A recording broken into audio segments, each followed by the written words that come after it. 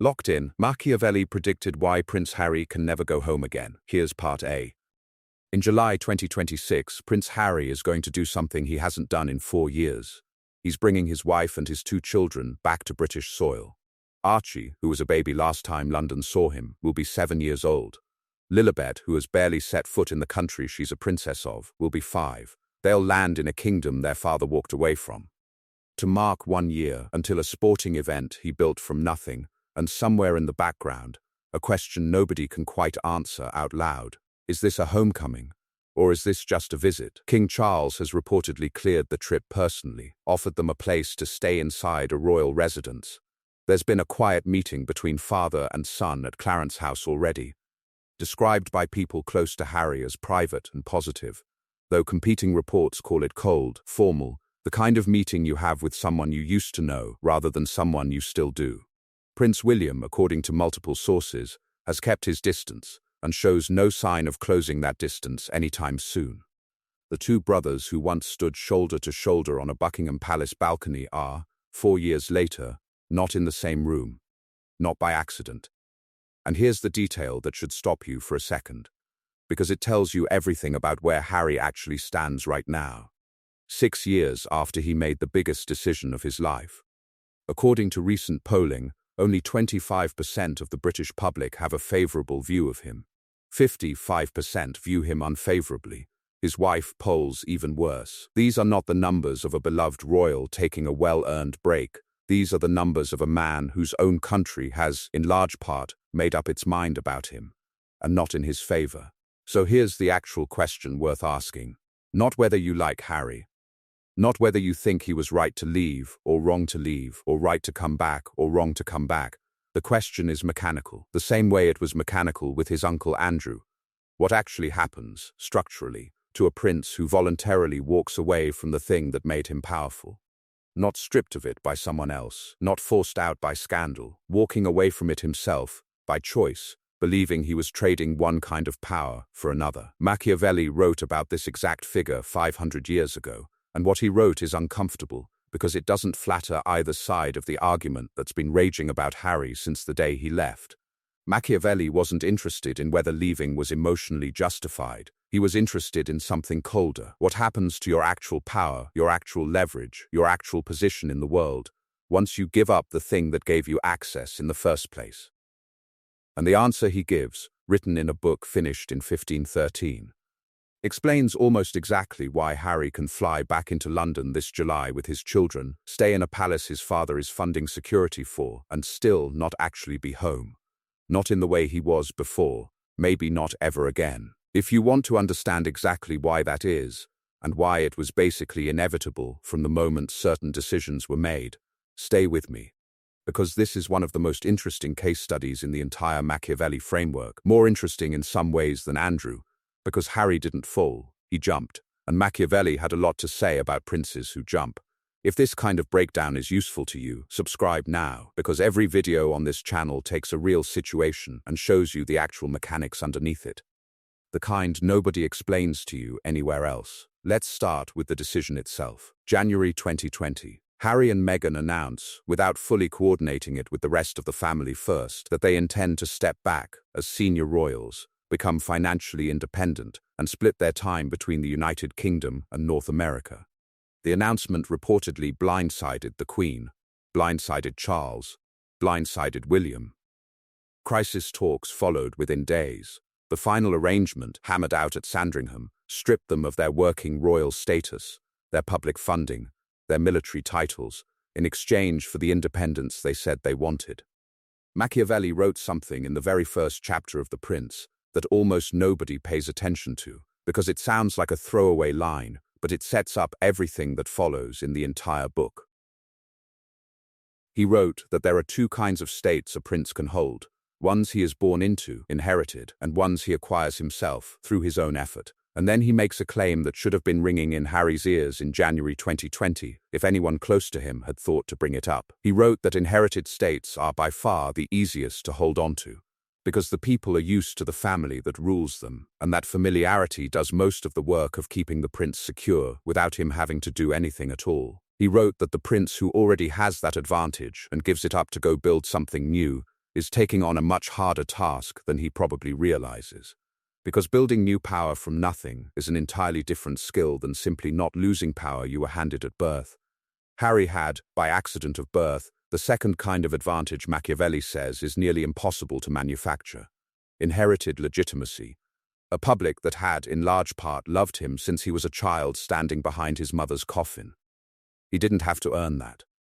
It came with the name. What he did in 2020 was trade an inherited position, the kind Machiavelli says almost runs itself, for the second kind, a position you have to build entirely through your own effort, with no guarantee the public will follow you somewhere new just because they followed you when you were a prince standing on a palace balcony.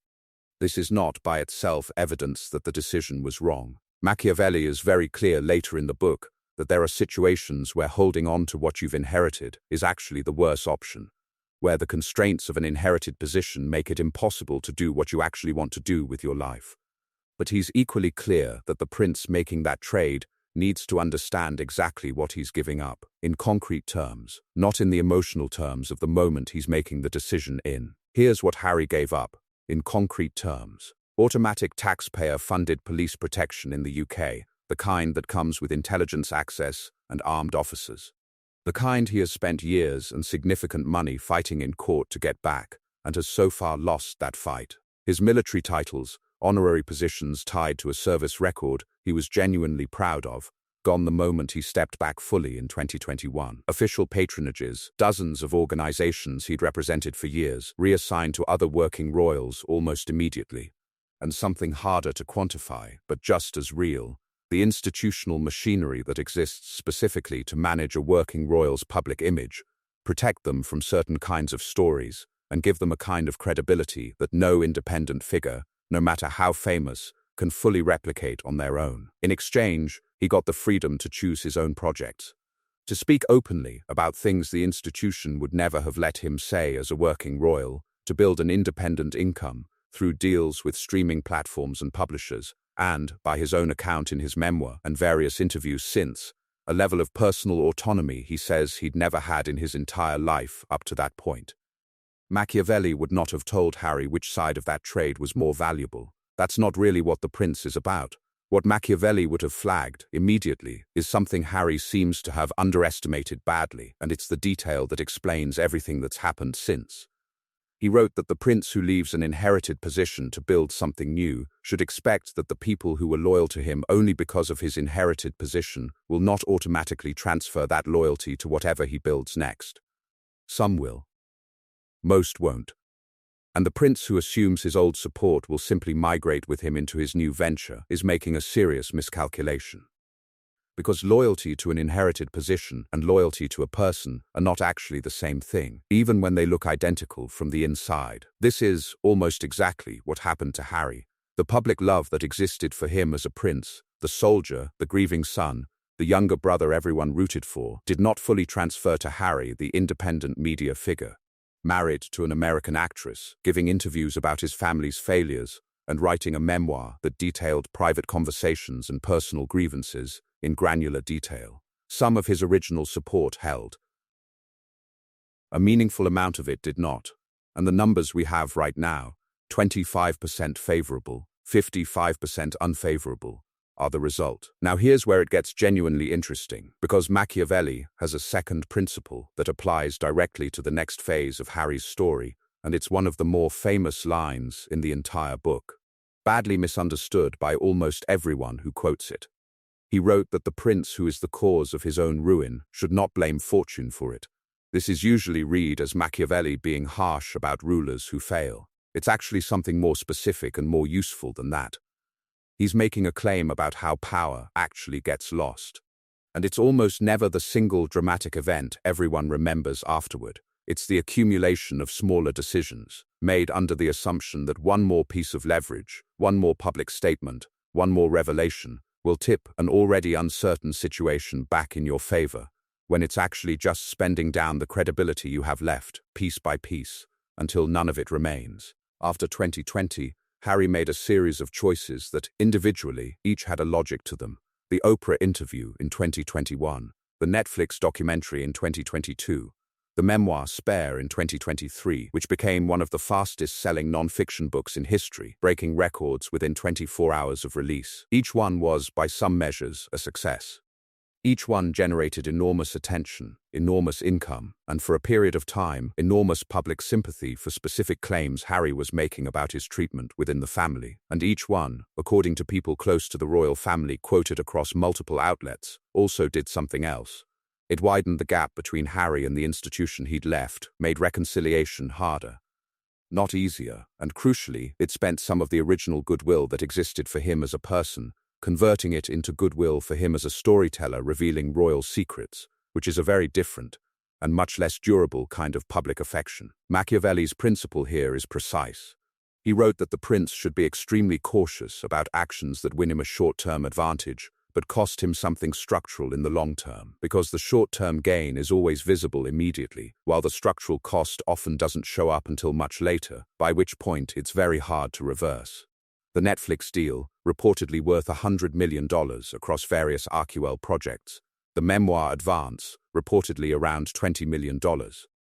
These were not small short-term wins, they were genuinely massive. But Tom Bower, a royal biographer, has been blunt about the trade in recent commentary, describing Harry and Meghan as having exhausted their options in entertainment circles, their finances reportedly in real difficulty, despite those enormous initial paydays, which tells you something important about how Machiavelli's principle actually plays out. The short-term win was real. It also wasn't structural. It didn't build something that kept generating value on its own. It converted a finite amount of family privacy and family trust into a finite amount of cash. And once both were spent, there wasn't a renewable source underneath either of them. This is the trap Machiavelli warned about specifically. The prince who funds his new position by spending down the very thing that made his old position valuable, family access, family stories, family relationships, eventually runs out of that resource and discovers that what he built on top of it doesn't have the same foundation underneath it that the original position did. Now let's talk about William, because this is where Machiavelli's writing on brothers and on rivals within the same house becomes uncomfortably specific. Machiavelli wrote about a particular danger that exists only between people who were once equals, or near equals, inside the same structure of power. He said that rivalries between outsiders are usually manageable because there's a clear line between the two sides. But rivalries between people from the same house, the same family, the same original position, are far more dangerous, because the bitterness runs deeper. The knowledge each side has of the other is far more intimate and far more capable of doing real damage. And reconciliation, when it's attempted, has to overcome not just the disagreement itself, but years of accumulated personal history that outsiders never see. Whatever was true of Harry and William's relationship growing up, brothers who by all accounts were genuinely close for most of their lives, what's true now, according to nearly every source close to the family across multiple years of reporting, is a rift that has not meaningfully healed, even as Harry has reportedly started rebuilding some contact with his father. William, according to recent reporting around the planned July visit, remains distant, with no confirmed plans to see Harry during the trip at all. Machiavelli would have flagged this immediately as the harder problem to solve, harder than reconciling with an institution, harder than reconciling with a father managing his own health crisis and his own complicated legacy. Institutions can absorb reconciliation through formal gestures, a residence offered, a security arrangement granted, a meeting scheduled. People who feel personally betrayed by a brother, in public, in a Netflix documentary, in a best-selling memoir detailing private fights, do not reconcile through formal gestures. They reconcile, if they ever do, through something much slower and much less controllable, and there's no guarantee it happens at all. This is the actual structural problem sitting underneath the July 2026 trip, and it's bigger than most of the coverage is treating it as. Harry can rebuild a relationship with the institution, with his father, with the Crown as a formal entity, through the kind of careful, managed steps we're already seeing: residences offered, security questions slowly negotiated, private meetings at Clarence House. All of that is the kind of reconciliation institutions are actually built to handle. What he cannot manage through any of those same formal channels is his brother, and Machiavelli's writing on exactly this kind of rupture, the personal rather than institutional kind. suggests it's the harder of the two problems, by a significant margin, and the one most likely to remain unresolved no matter how successful the broader reconciliation with the crown eventually becomes. We're going to go deeper into this in the next part, specifically into Machiavelli's writing on a kind of prince he was almost obsessed with throughout the entire book. The prince who tries to return to a position he once held, after he's already shown the people around him exactly what he's capable of saying about them when he's hurt. Because Machiavelli had a very specific, very cold answer for what happens to that prince, and it explains almost exactly why this July visit might be the most important moment of Harry's entire post-royal life, regardless of how it actually goes.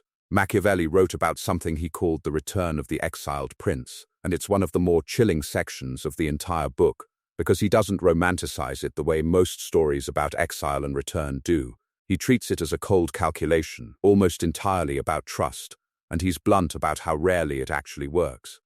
He wrote that the prince who has been driven out, or who has driven himself out, faces a problem that has nothing to do with whether the people who remain in power still love him. It's about whether they can ever fully trust him again, because he has already shown them, through his own actions, exactly what he's willing to do when he feels wronged. Once a prince has demonstrated that capability, Machiavelli wrote, the people around him are forced to assume he might do it again, not because they're being unfair, but because it's the only rational assumption available to them, given what they've already seen. This is the actual mechanism sitting underneath every cautious, hedge-everything statement coming out of the palace right now. Why a residence is offered but described by insiders as carrying mixed signals. Why a meeting between Harry and his father gets immediately followed by competing claims about whether it was warm or whether it was, in Harry's own camp's words, deliberately misrepresented by people trying to sabotage the reconciliation. Why, according to recent reporting, there are reportedly two camps inside the palace itself, one pushing for reconciliation, one viewing Harry's actions as something closer to unforgivable, worried specifically that bringing him back in any meaningful way creates risk for the institution's reputation going forward. Machiavelli would have looked at that exact split and recognized it immediately, because he wrote about precisely this kind of internal division inside a court, trying to decide what to do with a returning prince. He said the faction arguing for reconciliation is usually motivated by genuine affection or by the practical benefits of healing a public rift, but the faction arguing against it is usually motivated by something harder to dismiss, direct memory of what happened the last time trust was extended and then, in their view, violated. Both factions, Machiavelli wrote, are usually right, which is exactly what makes this kind of situation so difficult to resolve cleanly. The Doves are right that reconciliation has real value for the family's public image, for Charles's own peace of mind during a serious health battle, for the children involved who deserve relationships with their wider family. The Hawks are right that nothing structurally prevents Harry from doing exactly what he did before. The interviews, the documentary, the memoir, if a future disagreement makes that feel justified to him again. There's no contract being signed here. There's no enforceable guarantee. There's only the bet each side is making about whether the past predicts the future or whether people genuinely change. Here's the detail from recent reporting that Machiavelli would have flagged as significant, more significant than the headlines about offered palaces and granted security. Sources close to Harry say he regrets some of what he said in the Netflix documentary and in the memoir about William specifically, and that there are no current plans to continue any projects that discuss the family in similar terms. That's not nothing. Machiavelli wrote that the surest sign a prince is genuinely trying to rebuild trust, rather than simply managing his public image while waiting for the next opportunity to extract value from the relationship, is a change in behavior that costs him something. Words are cheap. A demonstrated change in what you're willing to do, especially when there were lucrative offers available to keep doing the old thing, is the only kind of evidence Machiavelli considered worth taking seriously. Whether that's actually what's happening with Harry right now, or whether it's simply a strategic pause while he and his team assess whether reconciliation has more long-term commercial value than another exposing project would, is genuinely impossible to know from the outside. Machiavelli would tell you that's exactly the problem with trust after a rupture like this. From the outside, sincere change and strategic patience look identical for a long time. The only thing that eventually tells them apart is what happens when there's pressure to revert, and that test hasn't really come yet. Now, Let's talk about something Machiavelli wrote that applies directly to the security situation, because it's actually one of the clearest examples in this entire story of a prince discovering, the hard way, exactly how much of his previous protection wasn't really his at all. When Harry stepped back in 2020, his automatic taxpayer-funded police protection, the kind that comes with armed officers and access to specific intelligence about threats, was downgraded to a case-by-case system managed by a separate government committee called REVEC. Harry challenged that decision in court. He lost his initial case. He lost the appeal. In May 2025, he's been explicit, in his own words to the BC after that ruling, that he doesn't believe it's currently safe to bring his wife and children to the UK under the existing arrangements, which is part of why this July trip, staying inside an actual royal residence with the protection that comes built into the property itself, is being read by almost everyone covering it as a workaround rather than a resolution. The moment the family leaves that residence, the protection question reopens. Machiavelli wrote about exactly this category of mistake, and he was unusually direct about it. He said that the prince who believes a particular form of protection belongs to him personally, rather than understanding that it actually belongs to the position he holds, is making one of the most common and most damaging errors a person in power can make. The protection, the resources, the access, all of it was never really his. It was attached to the role. The moment he stepped outside the role, by his own choice, he discovered that what felt like a personal entitlement was actually an institutional one, and institutions do not extend their resources to people who no longer hold the position those resources were designed to protect. This is not a statement about whether Harry's security concerns are legitimate. By every account, they are completely legitimate, given who his wife is, who his children are, and the genuine, well-documented history of threats against this specific family going back to his mother. Machiavelli's point isn't moral, it's structural. He's simply identifying that Harry appears to have assumed, in 2020, that stepping back from royal duties while retaining royal protection was a reasonable thing to expect, and the legal and political system around him has spent the years since making clear, repeatedly in court, that this isn't how the relationship between role and resource actually works. You don't get to keep the protections of the position once you've voluntarily left the position itself, no matter how much the threats that originally justified that protection remain completely unchanged. There's a version of this story where Harry negotiated this trade-off explicitly before making his decision, understood precisely what he was giving up, and has simply been fighting, ever since, to get back something he knew at the time was a long shot. There's another version where the full weight of what stepping back actually meant for his family's physical safety wasn't fully understood until it started playing out in real time. Court case after court case, loss after loss. Machiavelli's writing doesn't really care which version is true. What he cared about was warning rulers, in advance, that this exact miscalculation, confusing personal entitlement with institutional attachment, is one of the most predictable mistakes a person leaving power makes, and one of the hardest to reverse once the institution has formally ruled on it. Now here's the piece of all this that connects directly back to Andrew, and it's worth sitting with for a moment because it's the detail that makes this entire two-part story, uncle and nephew, genuinely interesting as a single study rather than two unrelated royal scandals. Andrew lost his position because he refused to leave a relationship that had become a structural risk to the institution, even after every warning sign was visible for nearly 2 decades. Harry lost a different kind of position because he voluntarily left a structure that, whatever its flaws, was providing him a kind of protection, legitimacy, and inherited goodwill that turned out to be far harder to replicate independently than he appears to have expected. 2 completely different decisions. 2 completely different men. And yet Machiavelli's framework explains both outcomes using the exact same underlying principle. He wrote, across multiple chapters of The Prince, that the prince who survives long-term is the one who understands precisely what his position actually consists of, what parts of it are genuinely his, and what parts of it only exist because of the structure he's currently inside. Andrew misunderstood this by assuming his birth and his decades inside the institution made him permanently protected from consequences, no matter how much risk he personally accumulated. Harry misunderstood this from the opposite direction, assuming that stepping outside the institution would let him keep the parts of his old life he wanted: fame, recognition, a measure of royal credibility. while discarding the parts he found constraining and discovering instead that you don't get to keep la carte. The institution's protection in Andrew's case, and the institution's resources in Harry's case, came as a package. You're either fully inside the structure, accepting everything that comes with it, or you're fully outside it. And outside means outside. No matter how much of your previous identity still feels like it should belong to you. This is genuinely one of the most useful things in the entire Machiavelli text, and almost nobody applies it to their own life until they've already made the exact mistake it's warning against. Every position you hold, whether it's a job, a marriage, a family role, a reputation built inside a specific community, comes with a bundle of benefits and constraints that are connected to each other in ways that aren't always obvious until you try to take only the part you want and discard the rest.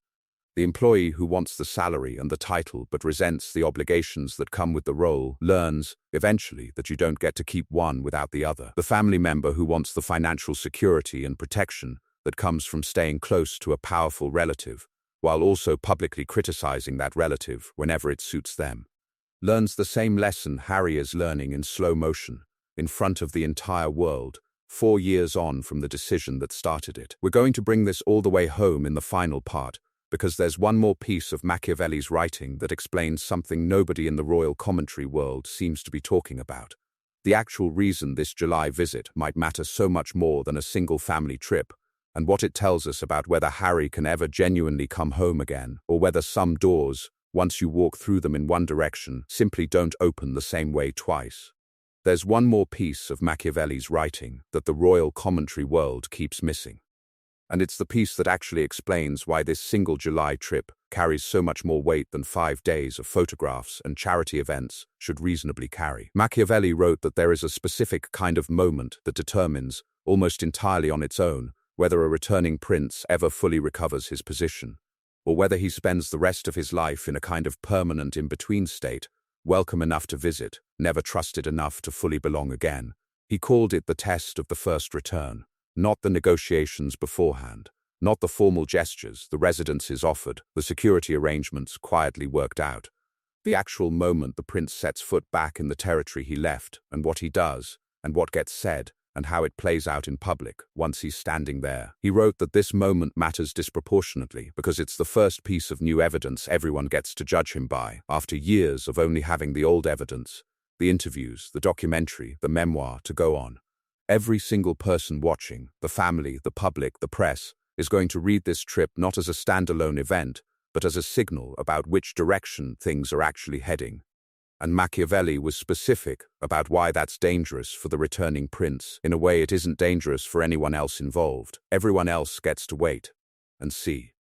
The returning prince is the one being tested, and a single misstep, one photograph that lands wrong, one comment to a journalist that gets twisted or doesn't get twisted at all, one moment where old resentments visibly surface can undo months of careful, patient positioning in a matter of hours. This is exactly the bet being placed on this July visit, whether anyone involved is using Machiavelli's language for it or not. Harry isn't just bringing his children to see Big Ben and attend an Invictus event. He's stepping into the single highest stakes test of credibility he's faced since 2020, because this is the first time the public and his own family gets to watch him operate inside the actual physical space of the country and the institution he left, rather than simply hearing him talk about it from a studio in California. Machiavelli would tell you this is precisely why the stakes feel so disproportionate to 5 days on a calendar. It's not really about the 5 days. It's about what those 5 days are evidence of, going forward. And here's the part of Machiavelli's writing on this that's genuinely the most important thing in this entire 2-part story. More important than anything about Andrew. More important than the specific mechanics of titles or security or palace politics. He wrote that the prince attempting to return is not actually being judged on what he says he's changed. He's being judged on what he visibly chooses not to do, in moments where the old version of him would have done it. Apply that to what we already know is coming. There will almost certainly be a journalist somewhere during this trip who asks Harry a pointed question about William, about the rift, about whether reconciliation with his brother is realistically on the table. The old Harry, the Harry of the Oprah interview and the Netflix documentary and the deeply detailed memoir, had a clear pattern of answering exactly this kind of question directly, often at length, often in ways that generated exactly the kind of headline that widened the original rift further. Machiavelli's test isn't whether Harry says something warm and diplomatic in that moment. Plenty of people can manage one good answer under pressure. The test is whether that restraint is visible consistently across every single moment of the trip, in a way that actually starts to look like a pattern rather than a one-time performance for the cameras. This is also, by the way, exactly why the reported detail about Harry regretting some of what he said about William, and having no current plans to continue projects that discuss the family that way, matters so much more than it might initially seem to. Machiavelli wrote that words spoken in regret are nearly worthless on their own. What turns those words into something real is the accumulation, over time, of choices that match them, especially in moments where the old behavior would have been easier, or more profitable, or more emotionally satisfying in the moment. So where does this actually leave Harry, and what does Machiavelli's framework actually predict happens next? Here's the honest answer, and it's not a clean one, because Machiavelli never promised clean answers, only accurate ones. The structural position Harry gave up in 2020, the automatic protection, the formal royal status, the institutional machinery that exists to manage a working royal's reputation, that position is very likely gone for good. Machiavelli's writing on inherited positions that have been voluntarily abandoned is fairly bleak on this point. Once you've stepped fully outside a structure like that, particularly after publicly revealing as much as Harry has revealed about how that structure actually operates from the inside, the structure rarely, if ever, lets you back in at the same level you left. Not because of cruelty, because trust at that level, once broken this visibly, essentially never gets rebuilt to its original size. It can grow back to something workable, something warm, even something genuinely loving on a personal level. It does not grow back to where it was before, because the thing that made it what it was before was in part an absence of exactly the kind of public exposure Harry has since provided in such detail. What Machiavelli's framework does suggest is possible, and this is the more hopeful read buried inside an otherwise cold set of principles, is something smaller and arguably more valuable than the full restoration most headlines are implicitly asking about. A genuine, if limited, personal relationship with his father, rebuilt slowly through repeated low-stakes contact rather than one dramatic reconciliation. A working, if still strained, coexistence with his brother that may never return to the closeness of their childhood, but doesn't have to remain at open war either. A version of belonging that isn't the same as the inherited position he left, but isn't nothing, and matters enormously to the actual people involved, even if it never satisfies the public narrative of total reconciliation that headlines tend to demand. Machiavelli would have called that outcome, if it happens, a genuine success, even though it falls dramatically short of what Harry had in January 2020. Because Machiavelli never believed in getting back exactly what you gave up. He believed in understanding clearly what's actually possible from where you currently stand, and building toward the most you can realistically get, rather than mourning the version of your position that simply isn't available to you anymore. That's the actual lesson sitting underneath this entire story, for Harry and for anyone watching who's ever walked away from something they later realized they undervalued, or stayed inside something they should have left years earlier, the way his uncle did. Machiavelli's entire body of work keeps circling back to the same core idea, stated a dozen different ways across a dozen different chapters. Power, position, belonging, none of it is permanent, and none of it works the way it looks like it works from the outside. It's built from specific decisions, held together by specific trust, and lost or regained through specific, visible, repeated behavior. Not through wishing, not through explaining yourself well after the fact, and not through the simple passage of time on its own. Andrew spent 19 years assuming his position would protect him no matter what he did, and watched it collapse all at once when the structure finally decided the cost had become too high. Harry spent 4 years discovering that the position he walked away from doesn't simply wait for you to come back whenever you're ready, that what felt personal was actually structural, and that the only way back to anything resembling belonging is the slow, unglamorous work of demonstrated consistency, the kind that doesn't make headlines because nothing dramatic happens in it at all. 2 princes. 2 completely different decisions, the exact same 500-year-old warning, explaining both of them with uncomfortable precision. The kingdom doesn't wait for you, It doesn't punish you forever either. It just watches, very closely, for a long time, before it decides whether to let you back in, and how much of itself it's willing to hand back to you when it does. To understand why Machiavelli's framework lands so precisely on Harry's situation, you have to go back again to the specific moment in his own life that taught him this lesson the hard way. Because Machiavelli didn't just write about princes who lost their position through scandal, the way Andrew did. He wrote extensively, almost obsessively, about a different category entirely. The prince who walks away from power voluntarily, believing he's trading one kind of life for a better one, and then spends years discovering exactly how much he miscalculated the trade. There's a specific historical figure Machiavelli studied closely while writing The Prince, a man whose story maps onto Harry's with a precision that's almost unsettling once you see it. Piero Soderini, the head of the Florentine Republic during part of the period Machiavelli served in government. Soderini wasn't born into power the way a prince is. He earned a kind of elected authority, similar in some ways to a modern political leader, and he held it for years through careful, popular governance. But Machiavelli's critique of Soderini, written after watching him lose everything when the Medici returned to power in 1512, wasn't really about politics. It was about temperament, about a specific kind of leader who is excellent at building goodwill, but fundamentally unwilling to make the harder, colder decisions required to protect that goodwill once a real threat appears.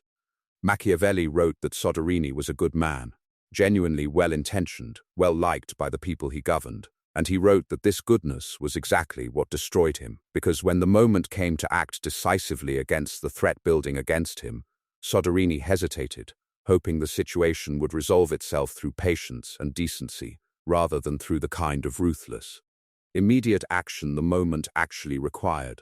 By the time he recognized how serious the threat had become, it was too late to do anything but watch his entire position collapse. This isn't a flattering comparison to make about Harry, and it isn't meant to be one. It's meant to be accurate. Machiavelli's critique of Soderini wasn't that he was a bad person. It was that being a good, well-intentioned person is not, on its own, sufficient to hold power, because power is held through specific mechanical decisions made at specific critical moments. And the personal qualities that make someone likable are frequently the exact qualities that make those decisive moments harder to act on cleanly. Watch how this plays out across Harry's actual decisions since 2020, and the pattern becomes clearer. Every major public moment, the Oprah interview, the documentary, the memoir, has been described by people close to him, and by Harry himself in various interviews, as motivated by a genuine desire for the truth to be told, for his wife to be defended, for a kind of accountability he felt the institution was refusing to provide. These are not unreasonable motivations on their own, but Machiavelli's entire framework asks a colder question underneath the motivation. Did the action actually improve your structural position, or did it simply feel right in the moment while making your actual situation, your actual leverage, your actual path back to anything resembling belonging measurably worse? This is the uncomfortable test Machiavelli applies to every decision in The Prince, and it's worth applying here directly, one more time, without flinching from it. The Oprah interview generated enormous sympathy in the short term, particularly around the allegations of racism within the institution, which Harry and Meghan raised directly, and which generated real, serious public conversation. But it also permanently altered how the institution related to them going forward, converting a private family rift into a globally broadcast public claim that the family was forced to respond to, formally, under enormous pressure, in a way that hardened positions rather than softening them. The documentary deepened this further, putting private family dynamics on a streaming platform watched by tens of millions of people. The memoir went further still, including specific details about a physical altercation with William, about conversations with his father, about his own admissions regarding drug use and his complicated relationship with the press. All of it now permanently part of the public record, unable to ever be fully walked back. Machiavelli would not tell you any individual one of these decisions was wrong, in isolation, given what Harry believed he was facing. What he would tell you, and what his writing on Soderini specifically warns about, is that each decision, even when emotionally justified, when it consistently chooses short-term vindication over long-term structural position, compounds into exactly the situation Harry is in now, liked by a quarter of the country. distrusted by a majority of it, estranged from his brother in a way that 4 years of time has not meaningfully repaired, fighting in court and losing for security his family genuinely needs, reportedly facing real financial pressure despite enormous initial paydays from the very projects that caused the structural damage in the first place. This is the Soderini pattern, applied to a 21st century prince instead of a 16th century Florentine magistrate. Good intentions, real grievances, understandable motivations, and a consistent pattern of choosing the emotionally satisfying short-term action over the colder, harder, more strategic long-term one, resulting in a position that has eroded steadily, year over year, despite none of the individual choices feeling unreasonable at the time they were made. Now let's look at the people around Harry during this period, the way we looked at the people around Andrew. Because Machiavelli's writing on advisors applies here just as directly, and it reveals something important about how a prince's inner circle either sharpens or dulls his judgment during exactly these kinds of high-stakes decisions. Machiavelli wrote that the most dangerous advisor a prince can have is not the one who is incompetent. It's the one who is talented, genuinely skilled, and entirely aligned with the prince's short-term emotional state rather than his long-term structural interest. He wrote that this kind of advisor is dangerous precisely because they're good at their job, good enough to execute brilliantly on a plan that serves the prince's immediate feelings while quietly working against his actual position over time. Harry and Meghan built, after 2020, an entire independent media and business operation, Archewell, along with a rotating set of advisors, publicists, and producers across the Netflix deal, the memoir, various podcast and speaking engagements. By every account, many of these people are genuinely talented at what they do, skilled at producing content that performs commercially, that generates real attention and real revenue. The Netflix deal's $100 million reported value and the memoir's record-breaking first-day sales are not accidents. They reflect real skill somewhere in that operation. But Machiavelli's question isn't whether the people around Harry are good at generating short-term commercial success. It's whether anyone in that circle had the standing and the willingness to tell him what his actual long-term structural position required, even when that advice contradicted the next lucrative deal sitting on the table. Tom Bower's recent public comments, blunt as they are, framing the Sussexes as having exhausted their Hollywood options and facing real financial jeopardy, suggest a circle that was very good at maximizing the value of each individual project and considerably less effective at protecting the long-term asset underneath all of it, which was Harry's actual relationship with the family and the institution he'd need, eventually, if he ever wanted a path back to anything resembling belonging. This is the exact dynamic Machiavelli warned rulers about most consistently throughout the entire book. Surround yourself, he wrote, with at least one advisor whose loyalty is to your actual long-term interest, rather than to the success of whatever project is currently generating revenue and attention, because the people who are only rewarded for short-term wins have no structural incentive to ever tell you that the short-term win is costing you something you'll desperately want back later. Now here's where this gets genuinely useful, beyond the specifics of one royal family, because this is the part of Machiavelli's framework most people can actually apply to their own lives, the way we did with Andrew's story, and it deserves the same treatment here, expanded fully, because Harry's situation offers a different and in some ways more relatable set of lessons than his uncle's did. The first lesson is about understanding exactly what you're trading before you make an irreversible decision, not after. Harry traded an inherited position for an independent one in January 2020, and the evidence strongly suggests he and his team underestimated, badly, how much of his actual leverage, protection, and public standing was attached specifically to the role rather than to him personally. This mistake is not unique to royalty. It happens constantly in careers, in relationships, in any situation where someone holds a position that comes bundled with protections they've stopped noticing, precisely because those protections have always just been there. Apply this honestly to your own life. If you walked away tomorrow from your current job, your current relationship, your current community standing, how much of what currently protects you, your income, your reputation, your sense of belonging somewhere, is actually attached to you personally, and how much of it is attached to the role or the structure you're currently inside?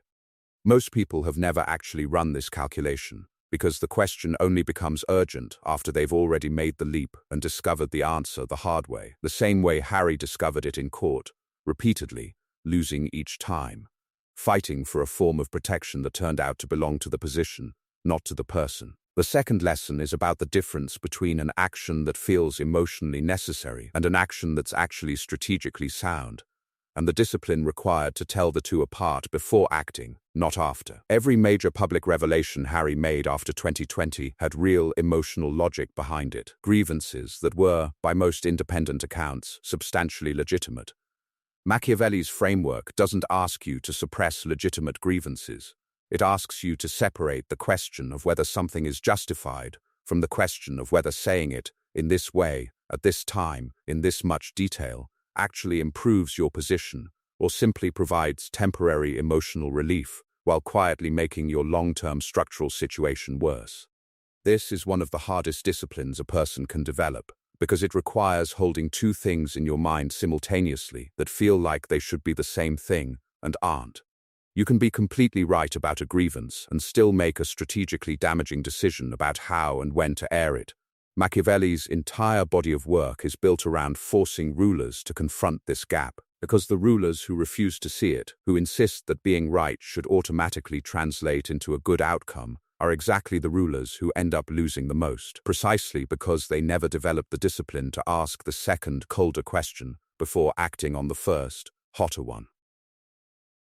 The third lesson is about the asymmetry of trust after a public rupture, and why rebuilding it requires a completely different kind of effort than most people instinctively reach for. Harry's team has, by recent accounts, shifted strategy, expressing regret over specific past statements, signaling no plans to continue projects that detail family conflict, accepting a more cautious, lower-profile approach to this July visit than the high-exposure media strategy of the previous several years. Machiavelli's writing on trust after rupture explains exactly why this shift, if genuine, is the only strategy that has any real chance of working, and why the previous strategy, no matter how emotionally satisfying or commercially successful, could never have rebuilt what it had already damaged. Trust broken through visible, public, repeated action cannot be rebuilt through a single explanation, a single interview, a single gesture of goodwill, no matter how sincere. It can only be rebuilt the slow way, through an extended pattern of consistent behavior that contradicts the previous pattern. Sustained over enough time that the people watching, the family in Harry's case, but this applies equally to a colleague, a friend, a partner, in any relationship damaged by a visible betrayal, gradually update their assessment of what kind of person they're actually dealing with now, rather than assuming the past pattern is still the most reliable predictor of future behavior. This is genuinely difficult advice to follow, because it offers no shortcuts and no guarantee. Machiavelli was honest about that too. He never promised that doing the slow, unglamorous, consistent work of rebuilding trust guarantees the relationship returns to what it was before the rupture. He simply observed that it's the only approach that has ever actually worked, across every historical example he studied, and that every attempt to shortcut it, through a single grand gesture, a single perfectly worded statement, a single dramatic reconciliation moment staged for an audience, tends to fail. Because the people on the other side of a real rupture can usually tell the difference between a performance and a pattern, even when they can't immediately articulate why. The fourth lesson, and this is the one that applies most directly to anyone watching this story while sitting in their own version of a complicated family rift, a professional fallout, a friendship that ended badly, is about the realistic ceiling on what reconciliation can actually achieve once enough damage has been done. Machiavelli's framework is not optimistic in the way most personal growth content tends to be. He does not promise that sufficient effort and sufficient time restore a relationship to its original state. What he offers instead is something more honest, and in its own way, more useful. A clear-eyed understanding that some relationships, once damaged past a certain point, settle into a new, smaller, more limited equilibrium rather than fully healing, and that recognizing this honestly, rather than holding out for a full restoration that may never come, is itself the more mature and more strategically sound position to take. If Harry's relationship with his father slowly stabilizes into something genuinely warm, but limited, regular contact, real affection, but without the full institutional closeness of before, Machiavelli would call that a success, not a disappointment. If his relationship with William never returns to the closeness of their shared childhood, but settles into a working coexistence, civil at official functions, distant otherwise, Machiavelli's framework would call that a realistic and reasonably positive outcome too, given everything that's happened, rather than evidence that the reconciliation effort failed.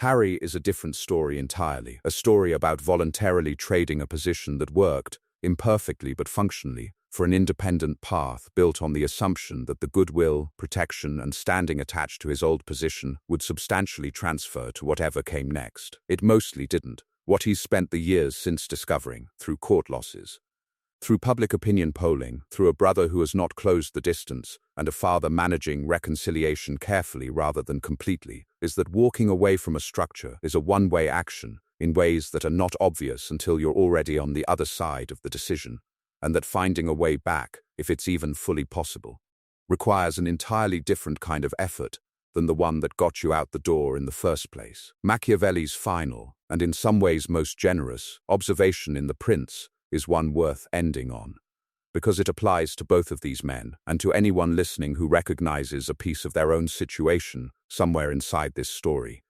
He wrote that fortune governs roughly half of what happens to any person in power, the circumstances of birth, the moment in history you're born into, the specific people who happen to be around you when a crisis hits. But the other half, he insisted, again and again, throughout the entire book, belongs entirely to the individual, the decisions made in response to circumstance. The willingness to see reality clearly rather than through the comfortable distortion of what you'd prefer to be true.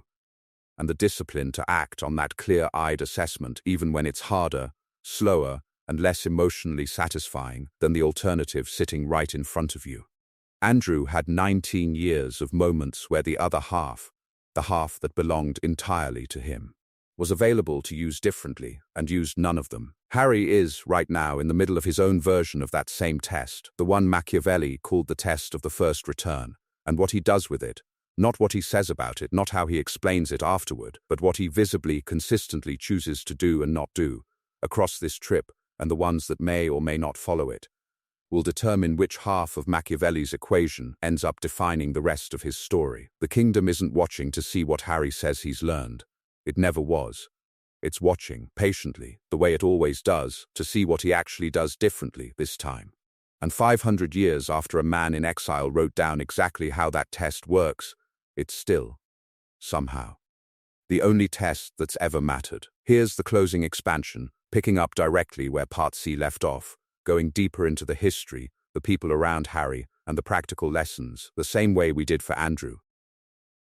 To understand why Machiavelli's framework lands so precisely on Harry's situation, you have to go back again to the specific moment in his own life that taught him this lesson the hard way. Because Machiavelli didn't just write about princes who lost their position through scandal, the way Andrew did. He wrote extensively, almost obsessively, about a different category entirely. The prince who walks away from power voluntarily, believing he's trading one kind of life for a better one, and then spends years discovering exactly how much he miscalculated the trade. There's a specific historical figure Machiavelli studied closely while writing The Prince, a man whose story maps onto Harry's with a precision that's almost unsettling once you see it. Piero Soderini, the head of the Florentine Republic during part of the period Machiavelli served in government. Soderini wasn't born into power the way a prince is. He earned a kind of elected authority, similar in some ways to a modern political leader, and he held it for years through careful, popular governance. But Machiavelli's critique of Soderini, written after watching him lose everything when the Medici returned to power in 1512, wasn't really about politics. It was about temperament, about a specific kind of leader who is excellent at building goodwill, but fundamentally unwilling to make the harder, colder decisions required to protect that goodwill once a real threat appears.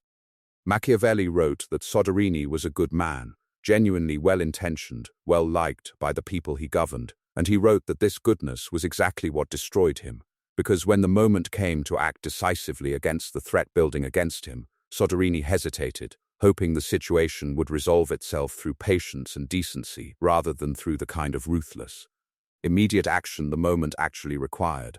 By the time he recognized how serious the threat had become, it was too late to do anything but watch his entire position collapse. Trust broken through visible, public, repeated action cannot be rebuilt through a single explanation, a single interview, a single gesture of goodwill, no matter how sincere.